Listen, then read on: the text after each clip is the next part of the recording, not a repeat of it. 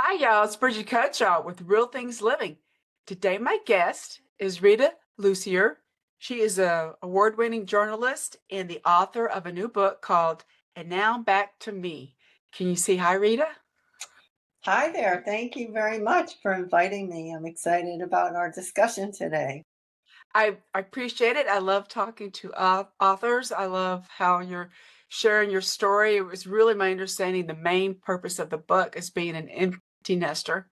And we're at this stage in life where things constantly change. We have to figure out how to move forward, right? Exactly. Absolutely. And how many kids do you have? I have two. I have a son and a daughter, and they both left, of course. Oh wow, that we so they're in a totally different city, I'm assuming. Yeah, my son is out in California, and my daughter is in Brooklyn, and I'm in Rhode Island. So there's some distance there. Yeah, that makes it a little harder. I mean, for them to leave, and then you have to deal with the long distance and time changes, maybe with, like you said, your son. But you found a way. Yeah. Um, you found a way, and that's why I like how you. I was. I didn't read all of your book, but I read a little bit of it. How you like to run, right? Yes. Running, very important for my empty nest time. I mean, the empty nest, at least for me, was a very difficult transition. I didn't anticipate that it would be. I thought it would be pretty easy. I thought, oh, I'm going to love having all this free time and I'm going to love having, all this nothing to do on my schedule. And it was like shocking. It was how bad I took it. Yes, it is shocking because I don't know how old your kids were when they left, but at a minimum, the average is like 20 years, correct? And mine, um, mine are still in the metro area, but it's still hard to know when they're not, to make sure they're okay. But you have this habit of taking care of them, and then Yes. then they become taking care of themselves, right? Then you got to go back to taking care of you, right, Rita? Yes, that's exactly right. I know when our daughter left for college, we dropped her off. I came back into the house, and I think my muscle memory just really took over. All of a sudden, I just walked in. I wasn't really thinking about anything, and then all of a sudden, it was like, it's so quiet. Oh my goodness, my daughter's bedroom is so neat and tidy. And it was like the absence of all that liveliness that you've grown so accustomed to just kind of like reached out and grabbed me by the throat and just overwhelmed me. And I've heard ever since I've had the book out many stories of very difficult reactions during this time. Exactly. My sons were involved like at sports. I wanted to make sure they got burned off some of that crazy energy that boys have. How many did you have? Right. And it was hard for me when my younger son stopped. I wasn't involved in that anymore. It was hard too because that was part of your routine. You became friends with the other parents. And I mean, we're still friends, but it was just, I understand where where you're coming from. And that's so engrossed in our daily lives. Yeah, that's a great point because I think one of the things about the empty nest that we don't anticipate it is just exactly what you're saying, which is you develop this network of friends who are other parents, most likely involved in, your son's baseball game, your daughter's ballet performances, whatever it is. And all of a sudden, like you said, they're still friends, but there's not that purpose. There's not that schedule anymore. And eventually, as far as I'm still in touch with a few of them, but you don't get together as frequently. So No. just when you need that support, it kind of disappears. Exactly. And if I've seen a lot of people like retire, it kind of, in a way, is kind of retiring from parenting, maybe, in a way, except they're using the term incorrectly, but you are, you're the caregiver for everybody else. But then something else we had mentioned before we started recording, you have to take care of kind of now we help our parents, right? Ex- That's exactly true. But I want to go back to your point about retirement. I think in society, we make a big deal of people retiring from their work. And it's an expected transition. You're probably going to have some difficulty with it. on the other hand, the empty nest, which I'm just going to say, parenting is much more intense in terms of just the hours that are involved than any kind of job, I guess. I guess there might be some, but for the most part. And all of a sudden, I feel like there's almost like, I don't want to say stigma because that's maybe too strong of a word, but there's this little bit of a misperception about the emptiness. Like if you going into the emptiness and you're struggling, that's probably on you because you didn't develop other interests or you don't have an interesting job or fascinating hobby. So you put too much emphasis on your family. At least for me, when I started to have difficulty, I was reluctant to talk about it and reach out and ask other people for help. And I think that's pretty much the case, but not for retirement, interestingly. Right.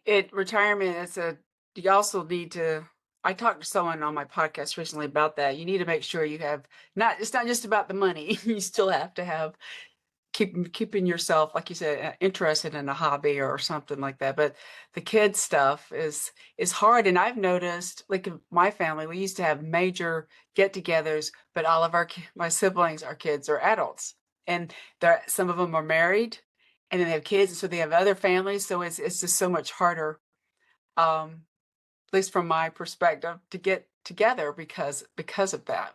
And Yeah. that's probably why I spend more time seeing a one-on-one with my siblings and then with my mom, who's the only alive, parent that I have. I'm very fortunate for that.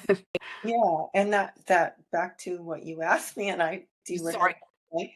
That's okay, but I just want to say you're absolutely right that it seems like in our so-called sandwich generation that we're just letting our kids go, and then all of a sudden, at least for me, I mean, it was a heartbeat between having the ongoing responsibility of my children to having much more responsibility than I ever imagined for my parents.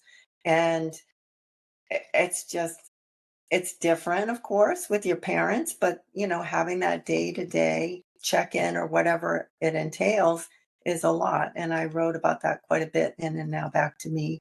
My mother had Alzheimer's and that increasingly got worse. So, Wow. Was yeah. she in a different state? No. Oh, no, they live very close to Oh, me. wow. That helps, I think. Yeah, that did help. Yes. And I was very grateful to have extra time to spend with them. And that was really a blessing. Well, also that brings me back to the empty nester. If you're still married, that definitely can have an effect Yes. on your marriage, right? Because you're both used to having the kids around, and even as teenagers, but now you have to look at that as well. Yes. I There's a chapter called First Weekend Alone. And it was about the Friday night after we dropped our daughter at college. And I went to my yoga class in Newport, Rhode Island. And my husband, Ernie, picked me up. I got in the car and he looks over at me and he said, "So, what do you want to do?" And I say, "I don't know. What do you want to do?" And then he said, "Well, we should do something. Don't you think we should do something?" I'm like, "Yeah, I think we should." So we had this we drove around in circles in Newport and we had this circular conversation as well about what to do. And we ended up, we went to our neighbor's restaurant and we sat at the bar and had a glass of wine and waited for our takeout order. And we made some new friends while we were doing it. And it was awkward at first, but, over time, we were fortunate and, we found that we really enjoyed having the new freedom. Well, you probably have some kind of hobbies you might do together. My husband and I like to hike together, so I'm assuming that helps a lot. Yeah, that really helps. Actually, walking is something we like, but like he did come to a yoga class that made for a very funny chapter, and he's like obsessed with cars, and I try to be interested in cars, and that made another really funny chapter. So we had to work at coming together because I think we had just kind of gone separately, and we're both very involved in our work too. So And that's part of it too. You both have, you're not doing everything together, but you still need something. Like my husband likes to work on stuff too, like cars, and to me it's a totally different language that I don't understand. I'm with you absolutely. Like what? Yes, I understand like putting gas, but all the parts, but that makes him happy. And so that I have my thing. Like I mentioned before, was I like to run, and but he doesn't, correct? But yes. that's okay. But I think when we walk together, I'm probably still running because he's 13 inches taller than me. There So you go. dude, Yeah, I'm probably jogging every day. I'm just kidding. But yeah, it's just something that we're so opposite. I think that's uh you have to be recognize that, but at the same time we have things in common. I'm sure yeah. that helps rekindle your marriage, finding what you do have in common. Exactly. Yeah. And actually sometimes the differences are what brings you together too. It's like opens you up to other ideas and other thoughts. Exactly. Another thing is we at our house we like dogs. We always adopt Oh. them, and that is I joke he's the dog whisperer and I'm the dog spoiler. I spoil them, but he's good at that's something he didn't know he had until he met me, right? Because I had a dog, and he That's didn't grow up with dogs like I did. So it just again it opens up his mind to something different, and I think it's so important to do that. It's good for your relationship, right? Like you said, to be a little different, and yes. the um, the health aspect. Also as we get older, we're going to end up having some. I should say we will, but you kind of will as you get older. Going to end up having some health aspects, and you need somebody to be there to help support you. Yes. Well, I'm a runner too, so that's been tremendous blessing during the emptiness and beyond to be able to go out and run. I run first thing in the morning. How about you? Yes, I go early in the day. I joined the Atlanta Track Club too Oh, because one of my neighbors is one of the original runners of the Peach. I'm sure you've heard of the Peach Tree. It's a big, the largest 10K. Um, he was one of the, and I wanted to start doing it for him, right? Because he got sick, and oh, so it made him happy. So I kind of was like his stepdaughter. I'm just kidding, but he passed away in his late 80s, but he couldn't do it anymore, and so I said I'm going to do it for you. And I never was. I was that's something that I did. I'm sure you've probably tried longer distances. Like I don't. I'm more into 5 and 10Ks. I I have 2 marathons that I did when I was younger. It's very interesting It's experience. hard. But I think, but you did it. I do it because I enjoy it. Yeah, me too. I, at my age, I don't need to be doing it for medals and stuff like that. It's not important to me. Yeah, But I find it's like a very meditative time. mhm. You're just there with your thoughts and feelings, and a lot of times I work out everything I'm gonna do that day, and, if I'm trying to write something and I'm stuck, it somehow loosens up. So, I You're think it's really you're wonderful. right. I come up with ideas too, Exactly. or something creative. I'm like, oh, then I make sure.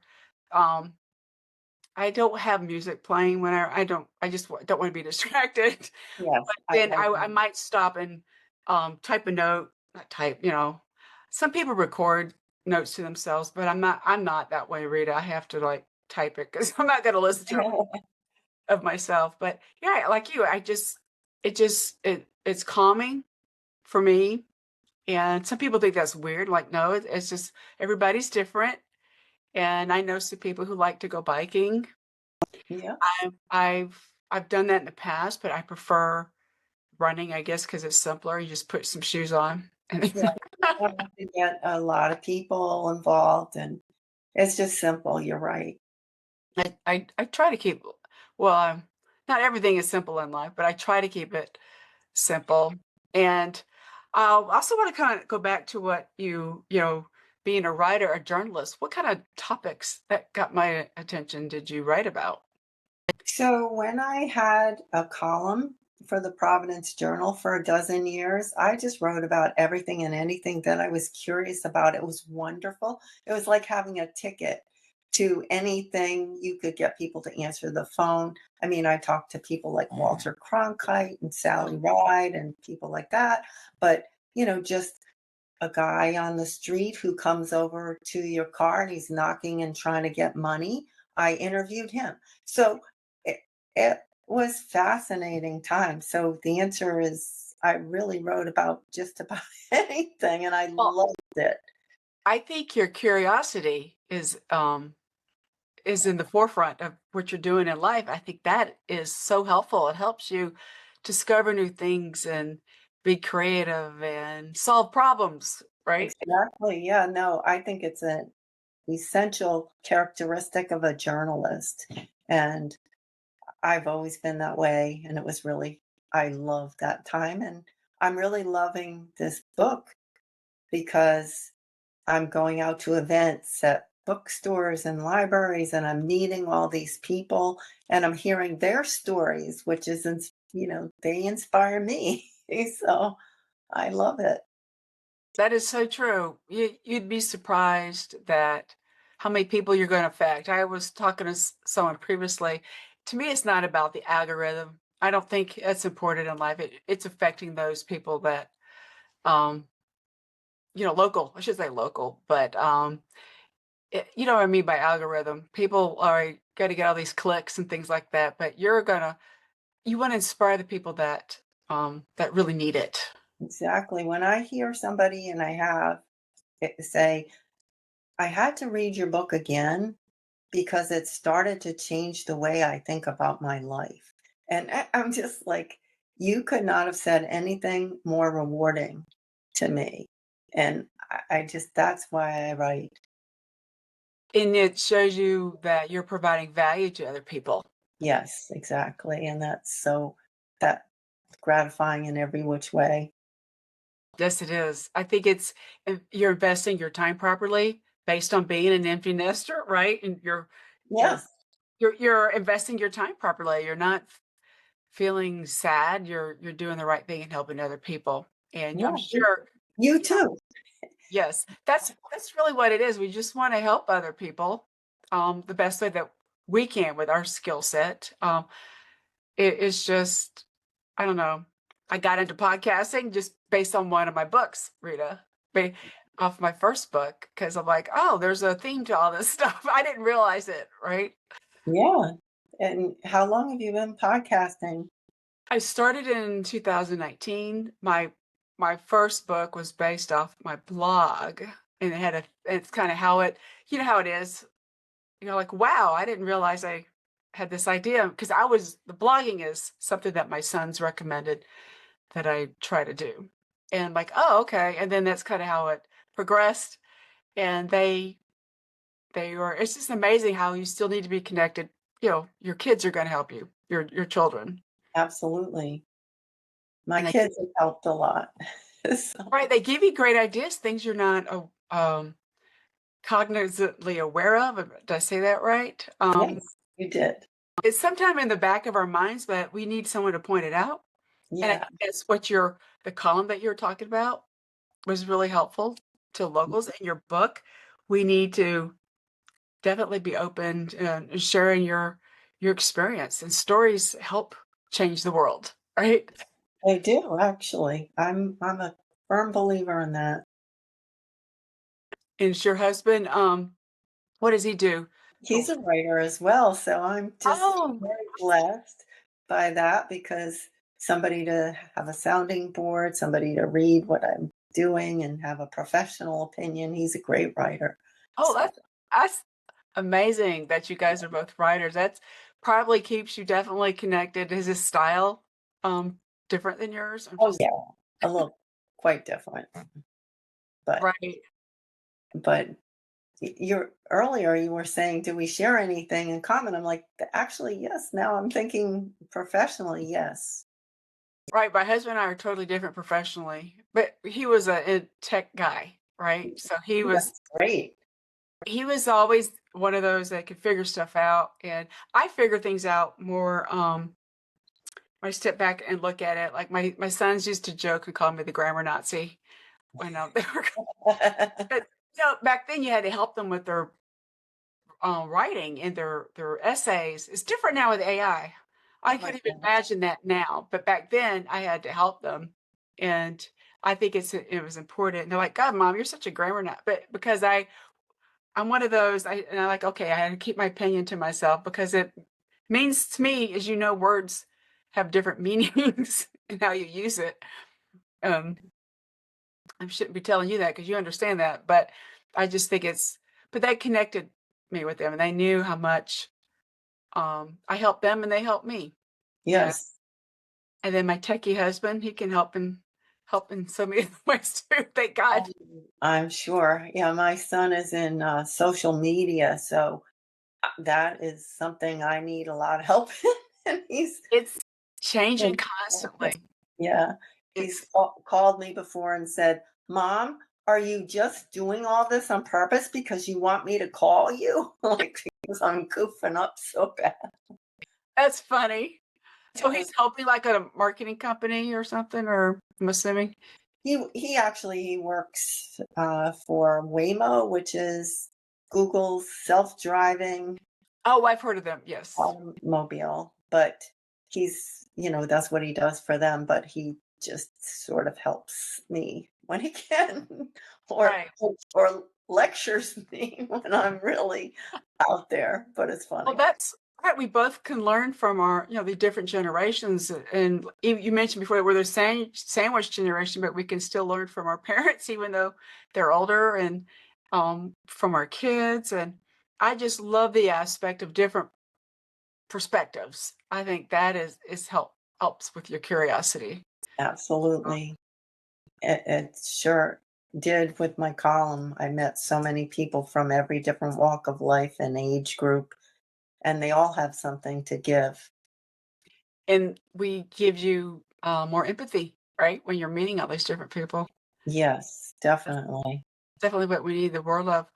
So for those that are listening, and if they want to write a book, so many people want to write books, but they don't do it. Do you have um, a recommendation for them, Rita, or a takeaway? Yeah, I would just say go for it. I think we need to hear your stories and what you have experienced. Nobody else is like you. You're very unique. And whatever's in there that's compelling you to write a book should be written. So do it. Everybody has a different um, background and perspective, and that's what I enjoy reading different things like that. I'm still a big reader, so that's a good problem to have, right? I Yes. prefer that over watching a movie made from a book. Um, Yes. I think Me it has too. a different perspective, and you're visualizing it.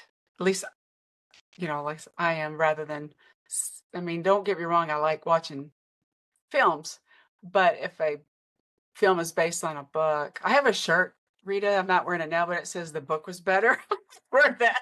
I Because it's just, or like my story, my book is better than me. I was kind of being sarcastic um when I get that, but I just love what you're doing and helping people understand you're not reinventing yourself, you're reinvesting in yourself, kind of. that's a good way to say it. I like that very much. Right. You all have value. Everybody still has value, and just use it the best way that you can. So for those that are listening, Rita, where can they learn more about you? Um, I think the best place is to go to my website, which is ritalussier.com. So Lussier.com.